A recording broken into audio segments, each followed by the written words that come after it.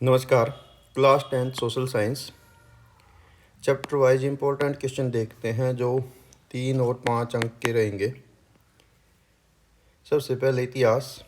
इसमें आपने कौन से टॉपिक करने। चैप्टर 1 यूरोप में राष्ट्रवाद, नेशनलिज्म इन यूरोप।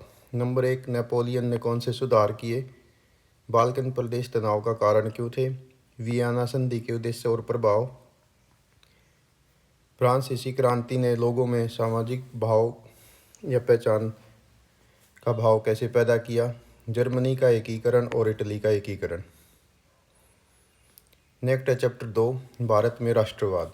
इसमें आपने जो टॉपिक कवर करने हैं वो हैं चंपारण सत्याग्रह, रॉलेट एक्ट, जलियांवाला बाग हत्याकांड, असहयोग आंदोलन, उसके कारण, प्रभाव और महत्व कार्यक्रम के दौरान, चोरा की घटना, अलूरी सीताराम राजू, नमक सत्याग्रह या दांडी मार्च।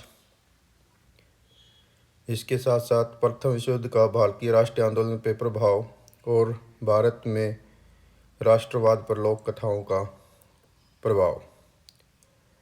नेक्स्ट भूमंडलीय कर्त विषयों का बनना। इसमें आपने कवर करने हैं ब्रेटन वुड की जुड़वा संतान जिसको हम बोलते हैं वर्ल्ड बैंक और IMF, इन दोनों के बारे में आपने पढ़ना है। Next corn law.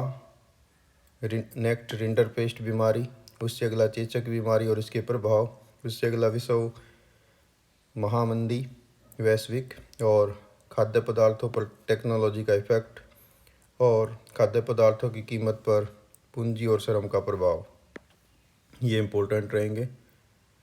Next chapter आपका नहीं आना है। इससे अगला चैप्टर है मुद्रण संस्कृति। इसमें से आपने जो टॉपिक कवर कर लेने हैं मुद्रण संस्कृति, would block printing, Martin Luther के बारे में जानिए। इसके अलावा उस दौरान चले गए कुछ सुधार, योहान गुटेनबर्ग और उसकी movable printing press, vernacular printing press act और इसके प्रभाव, मुद्रण संस्कृति का महिलाओं, गरीबों, समाज सुधारकों पर प्रभाव और निरंकुशवाद पर प्रभाव। इसके साथ साथ मुद्रण संस्कृति के कारण से सामाजिक चेतना कैसे आई, पांडुलिपियों के बारे में आप क्या जानते हैं और मुद्रण संस्कृति का फ्रांसीसी क्रांति पर प्रभाव, ये इम्पोर्टेंट टॉपिक रहेंगे। नेक्स्ट है ज्योग्राफी। इसमें पहला चैप्टर है रिसोर्स एंड डेवलपमेंट। इसमें समाप्य और असमाप्य या नवीकरणीय संसाधन, जीवाश्म ईंधन, स्वामित्व के आधार पर संसाधनों के प्रकार, एजेंडा 21 और उसके उद्देश्य, खनिज संसाधनों का संरक्षण, भूमि उपयोग का प्रारूप, पुरानी प्रतिभूमि और वर्तमान प्रतिभूमि में अंतर, भू निम्नीकरण के कारण, उसकी रोकथाम के उपाय, मृदा निर्माण को प्रभावित करने वाले कारक, जलोढ़ मृदा और काली मृदा की विशेषता, इन दोनों में से कोई एक, या फिर तीसरा आ सकता है तो लैटराइट मृदा। ठीक है। नेक्स्ट है मृदा अपरदन, इसके प्रकार, कारण और रोकथाम के उपाय। लास्ट है वनस्पति जगत और प्राणी जगत के ह्रास के कारण या दोनों में अंतर।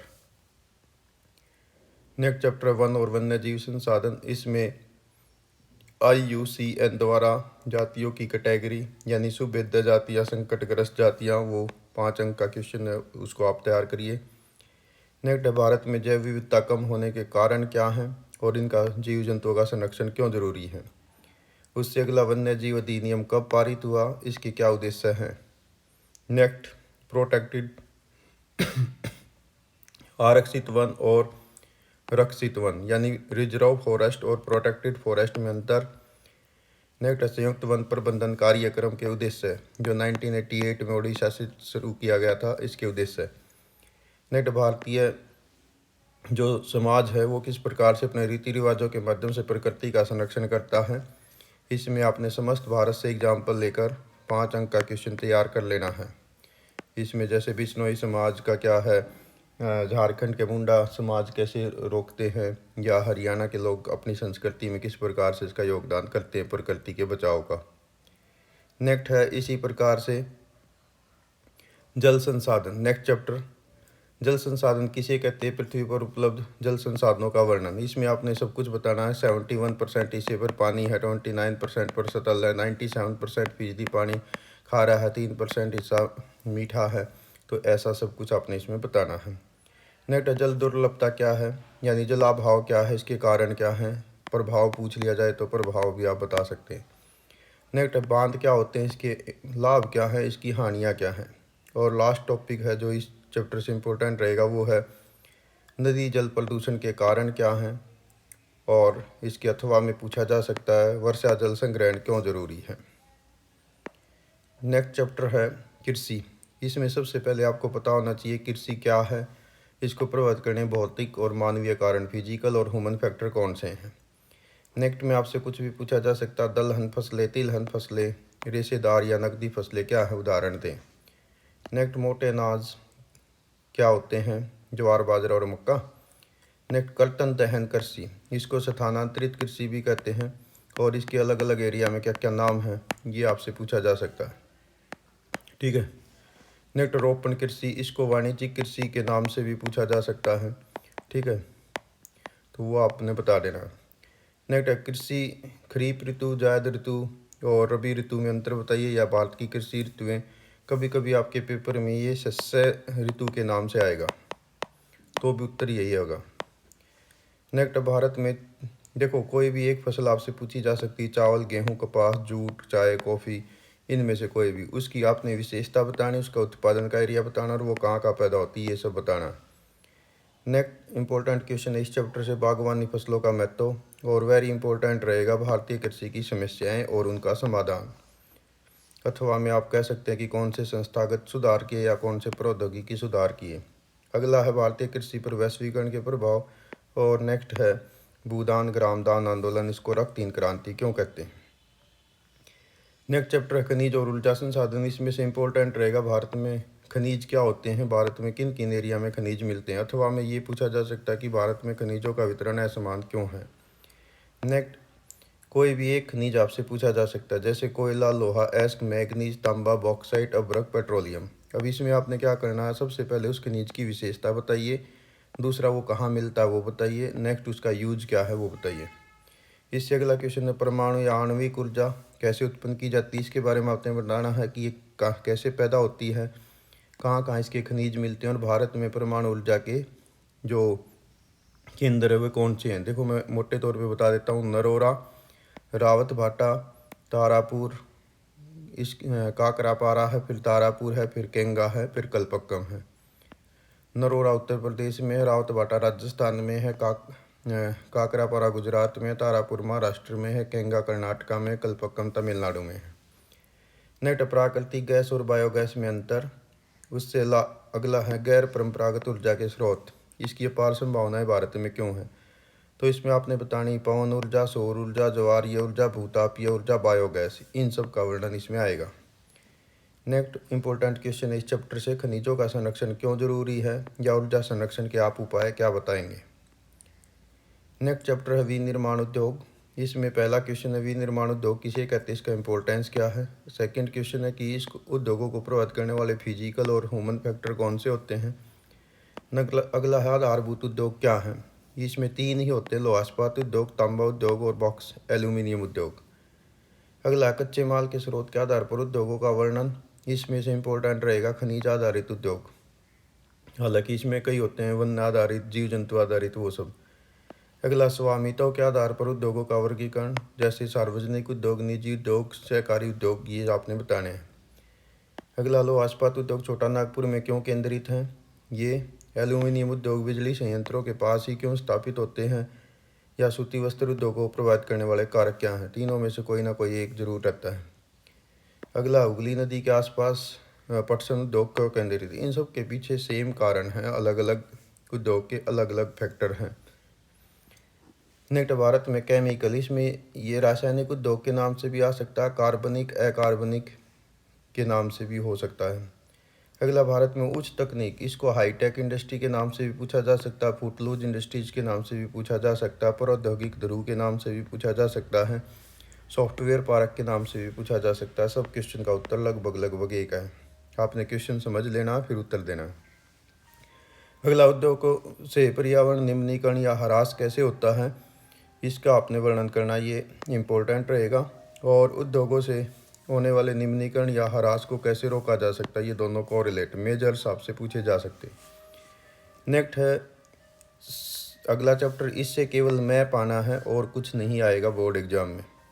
नेक्स्ट है पॉलिटिकल साइंस, इसका पहला चैप्टर है सत्ता की साझेदारी। इसमें सबसे पहला तो यही है कि सत्ता की साझेदारी क्या है, इसकी क्यों ज़रूरत है या लोकतंत्र के लिए अच्छा क्यों है। फिर सत्ता का अक्षितिज और उर्वराधर बंटवारा, नियंत्रण, चेक एंड बैलेंस। इसके अलावा बेल्जियम मॉडल।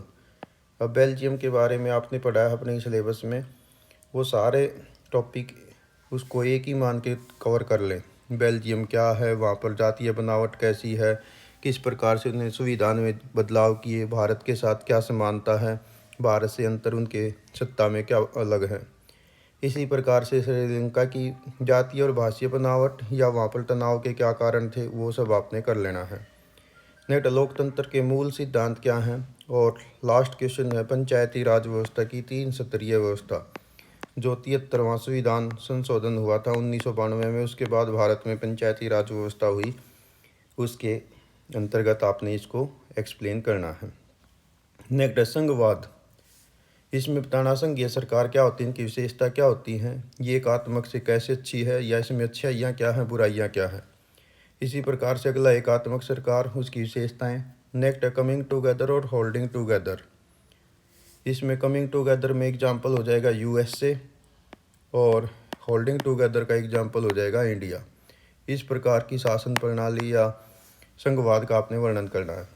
इसी प्रकार से ये फिर आ गया आपका इस चैप्टर में भी है पंचायती राज 1992 में कौन से संविधान संशोधन किए गए, उनका वर्णन करिए। ग्राम पंचायत के कार्य बताइए या उसकी क्या क्या समस्याएं या चुनौतियां हैं वो बताइए। अगला इम्पोर्टेंट रहेगा, ये आता है संविधान में कुल कितनी अनुसूचियाँ हैं, संघ सूची, राज्य सूची, समवर्ती सूची और बाकी बचे रेजिडरी जो सब्जेक्ट, उनका वर्णन करिए। नेक्स्ट है 1992 के संविधान संशोधन से पहले भारत की जो स्थानीय संस्थाएं थी या सरकारें थी, उनमें क्या विशेषता थी, बाद में क्या चेंज हुआ। लास्ट इम्पोर्टेंट रहेगा संविधान संशोधन कैसे किया जा सकता है और भारत की अनुसूचित भाषाएं। इसमें आपने ध्यान रखना है 22 भाषाएं हैं, कौन सी किस किस एरिया में बोली जाती है, इसका ये इम्पोर्टेंट रहेगा। ये एमसीक्यू में भी आता है आमतौर पे। नेक्स्ट है जाति, धर्म और लैंगिक मसले। इसमें आपने बताना लैंगिक असमानता क्या होती है, सांप्रदायिकता क्या है, इसके क्या कारण है, महिलाओं के साथ कहाँ कहाँ भेदभाव होता है, ठीक है, और भारत में जाति व्यवस्था उत्पन्न होने के पीछे क्या कारण है। नेक्स्ट चैप्टर राजनीतिक दल, इसमें इम्पोर्टेंट रहेगा राजनीतिक दल क्या हैं, इनके कौन से तत्व होते हैं और ये जनता को शिक्षित कैसे करते हैं। इसमें आप पढ़ लेंगे बीजेपी या जो 6 राष्ट्रीय दल हैं उनके बारे में आप पढ़िए, ठीक है।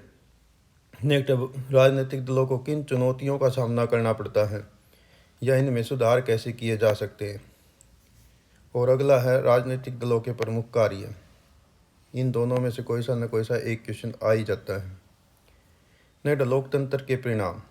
अब इसमें आपने बताना लोकतंत्र के गुण या अवगुण, या बताइए लोकतंत्र तानाशाही से बेहतर क्यों है। ज़्यादातर तो ये क्वेश्चन आता है। अगले में इसके अवगुण या विपक्ष में तर्क पूछ लिए जाएंगे तो दोनों एक जैसे हो गए। नेक्स्ट लोकतंत्र की चुनौतियां या सफलता की शर्तें क्या हैं। अगला लोकतंत्र के राजनीतिक, सामाजिक और आर्थिक परिणाम, रिजल्ट बताने इसमें। और लोकतंत्र को मजबूत बनाने के लिए क्या क्या सुधार किए जाने चाहिए या एक आम आदमी की भूमिका क्या हो सकती है, ये इम्पोर्टेंट क्वेश्चन रहेगा। नेक्स्ट है अर्थशास्त्रीय आर्थिक विकास, जो इकोनॉमिक्स है, इसमें पहला चैप्टर है विकास। इसमें से जो इम्पोर्टेंट क्वेश्चन रहेंगे, नंबर 1 तो आपको विकास की डेफिनेशन पता होनी चाहिए, इसको मापते कैसे हैं। दूसरा पर कैपिटा इनकम क्या होती है या औसत आय किसे कहते हैं। और तीसरा सतत पोषणीय विकास, ये इम्पोर्टेंट रहेगा। और नेक्स्ट वेरी इंपॉर्टेंट रहेगा पर्यावरण अवक्रमण, यानी पर्यावरण का ह्रास या निम्नीकरण कैसे हो रहा है, इसके संरक्षण के उपाय आप क्या बताएंगे, ठीक है। नेक्स्ट चैप्टर भारतीय अर्थव्यवस्था के क्षेत्र। इसमें आपको पता होना चाहिए प्राथमिक, द्वितीयक और तृतीयक सेक्टर क्या है। इम्पोर्टेंट क्वेश्चन रहेगा संगठित सेक्टर और असंगठित क्षेत्र। इसी प्रकार से बेरोजगारी से रिलेटेड इम्पोर्टेंट क्वेश्चन रहता है, जिसमें बेरोजगारी और इसके टाइप्स, ये भी इम्पोर्टेंट रहने वाला है।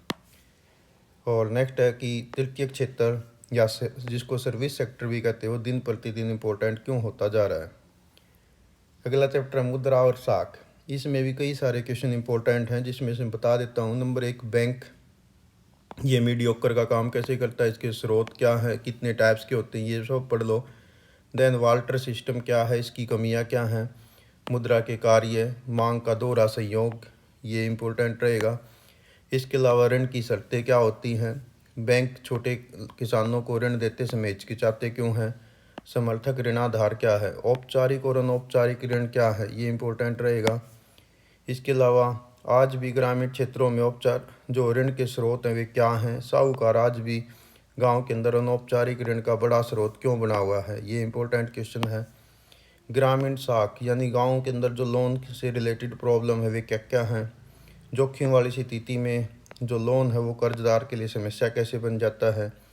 नेक्स्ट आपने बताना केंद्रीय बैंक क्या है, यानी आरबीआई क्या है और ये बैंकों पर नज़र क्यों रखता है।